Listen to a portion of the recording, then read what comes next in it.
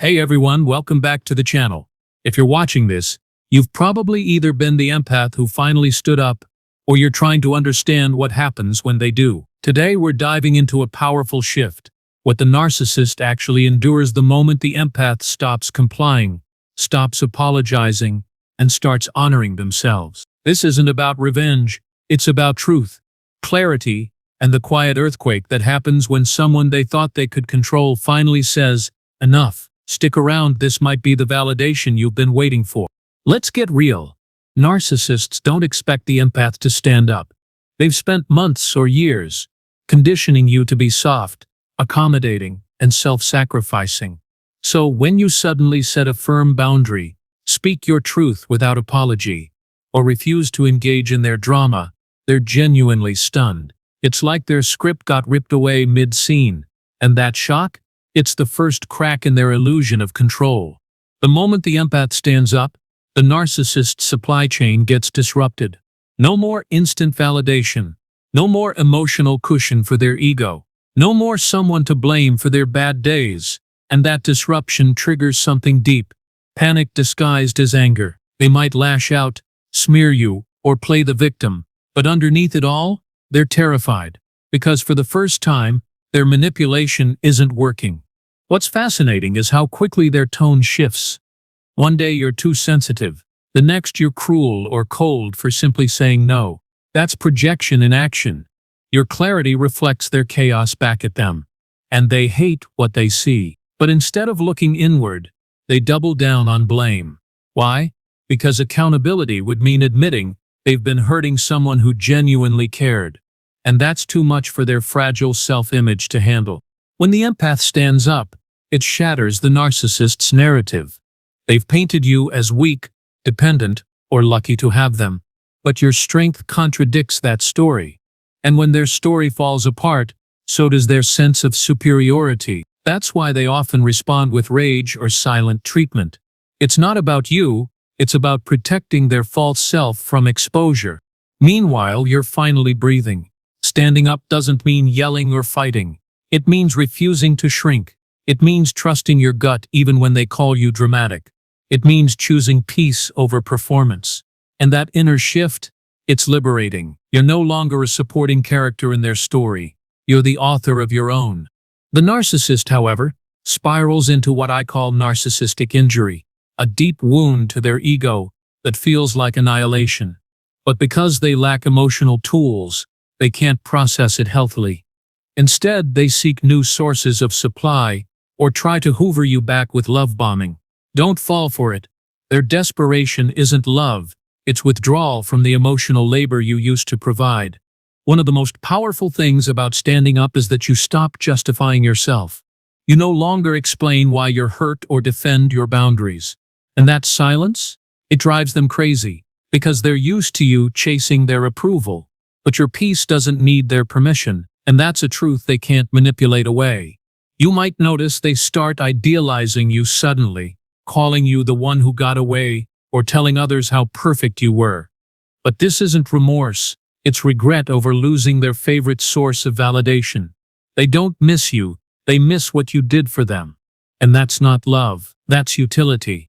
Standing up also rewires your nervous system.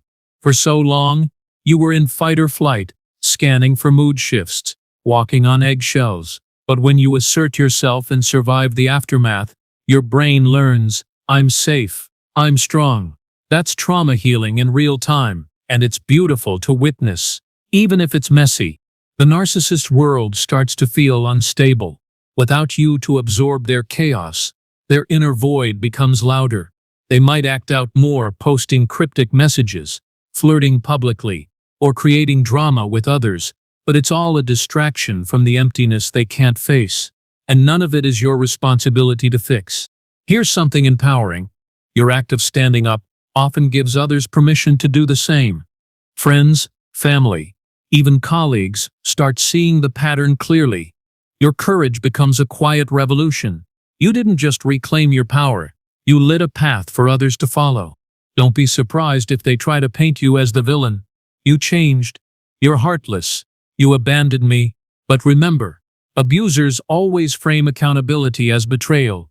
Your truth threatens their control, and they'll do anything to discredit it. Stay grounded in your reality. You know what happened. Healing after standing up means grieving the relationship you hoped for, not the one you had. You mourn the love, safety, and respect you deserved, but never received. That grief is valid. But don't let it pull you back. The person you wanted them to be doesn't exist, and that's not your failure, it's their limitation. Social media will test your resolve. You'll see them performing happiness, posting new beginnings, or subtly referencing your betrayal. Mute, block, protect your energy. Your healing doesn't require an audience, and certainly not theirs. One of the greatest gifts of standing up is rediscovering your voice. You start speaking your mind without fear. You say no without guilt. You trust your intuition again. That's not arrogance. That's integrity. And it's something they'll never understand because they've never lived it. The narcissist's suffering isn't about losing you. It's about losing control. And control is the oxygen of narcissism. When you stand up, you cut off that supply. And their reaction, rage, silence, smear campaigns, is just the death rattle of their illusion. Let it fade. You're already free. Over time, you'll stop caring about their opinion of you. Not because you're cold, but because your self-worth is no longer tied to their approval. That's true liberation. And it's worth every moment of doubt you had before taking that stand. If you're watching this, and you're still gathering courage, know this: standing up doesn't mean being perfect. It means being honest. It means choosing yourself, even if your voice shakes. And that's more than enough. Your bravery is already rewriting your story. Their silent agony after you stand up isn't your burden. It's the natural consequence of their behavior. You're not responsible for their discomfort. You're responsible for your peace. And that peace begins the moment you stop apologizing for taking up space. Hey, if you've recently stood your ground, give yourself credit. It's not easy to break a trauma bond. Some days you'll feel strong. Other days you'll question everything. That's normal. Healing isn't linear, but every time you honor your boundary, you rebuild your self-trust. The narcissist may try to hoover you back. Sudden apologies, grand gestures, I've changed speeches. But real change takes years of therapy and humility. If they haven't done the work, it's just another manipulation tactic. Don't confuse desperation with growth. Standing up also teaches you the difference between empathy and self-abandonment. You can still care about their pain without sacrificing your well-being. That's not selfish, it's sustainable. And it's how you protect your gift of empathy for the long haul. You'll start noticing red flags faster now. Your intuition is sharper because you're no longer drowning in their distortion. Trust that. Your gut has been right all along, you just needed permission to listen. The day you stop needing them to validate your experience is the day you're truly free. Their denial doesn't erase your truth. Your healing doesn't depend on their acknowledgement. You're whole on your own, and that's revolutionary. Don't underestimate the power of quiet strength. You didn't need to scream or shame them. You simply stood in your truth, and that was enough to disrupt their entire system. That's the power of the empath. Not in force, but in unwavering presence. Over time, you'll find joy in authenticity, real conversations, calm relationships, feeling safe in your own skin. These aren't luxuries, they're your birthright, and you just claimed them back. If you're tempted to check in on them, ask yourself, will this serve my peace? If the answer isn't a clear yes, let it go. Your energy is sacred. Spend it on people who honor it. Forgiving yourself is part of this journey. Forgiving yourself for staying too long, for ignoring your intuition, for believing you could fix them. You did the best you could. Now you know better, and that's enough. Your stand isn't just personal, it's political. In a world that rewards compliance, choosing yourself is radical, and it inspires others to do the same. Your courage ripples further than you know. The narcissist world shrinks when you stand up, because they lose their emotional mirror.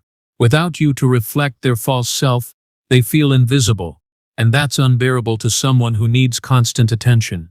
But your absence isn't cruelty, it's consequence. Meanwhile, your world expands. You meet people who listen without waiting to speak, who celebrate your boundaries, who apologize when they're wrong. That's not a fantasy.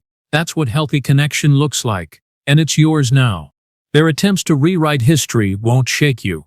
You know your truth. And truth doesn't need consensus. It just needs you to believe in it. Stand firm.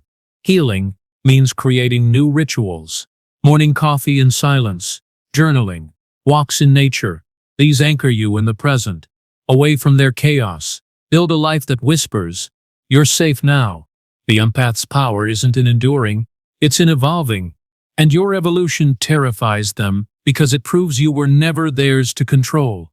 You were always your own. One day, you'll mention their name and feel nothing. No anger, no sadness, just neutrality. And that's when you'll know you're free, truly free. Until then, be gentle with yourself. Healing takes time, but every boundary you hold is a brick in your fortress of peace. Keep building. You are not responsible for their loneliness. You are responsible for your wholeness, and you're creating it one brave choice at a time. The world needs empaths like you, not drained and depleted, but grounded and radiant. By standing up, you didn't lose your gift, you protected it. So keep going, keep healing, keep choosing yourself. The narcissist discomfort is their journey. Yours is a return to light. If you're watching this and you're still doubting your stand, hear this. Their pain doesn't invalidate your truth. You didn't break them. You just stopped letting them break you. You'll start dreaming again, big dreams, quiet dreams, dreams that have nothing to do with them. That's your soul coming back online. Nurture those dreams. They're your future. Your stand isn't just an act, it's a declaration. I am not your emotional resource. I am a person, and I choose me. That's revolutionary. Their rage, silence, or smear campaigns are not your emergency. Your peace is guarded like the treasure it is. Remember, compassion doesn't require proximity. You can wish them healing from a distance without re-entering their chaos. That's maturity. Over time, you'll stop seeing yourself through their distorted lens. You'll remember your kindness isn't weakness, your depth isn't drama, and your love isn't a flaw. The narcissist may move on quickly, but it's surface level. Real connection requires vulnerability, and they avoid that. Your next relationship, it'll be real because you're no longer performing. Your stand isn't the end, it's your renaissance. Every boundary you set is a brushstroke in your masterpiece of self-respect. And never forget, your empathy is sacred. Guard it. Honor it. Never let anyone convince you it's a liability. It's your superpower, and now it serves you first.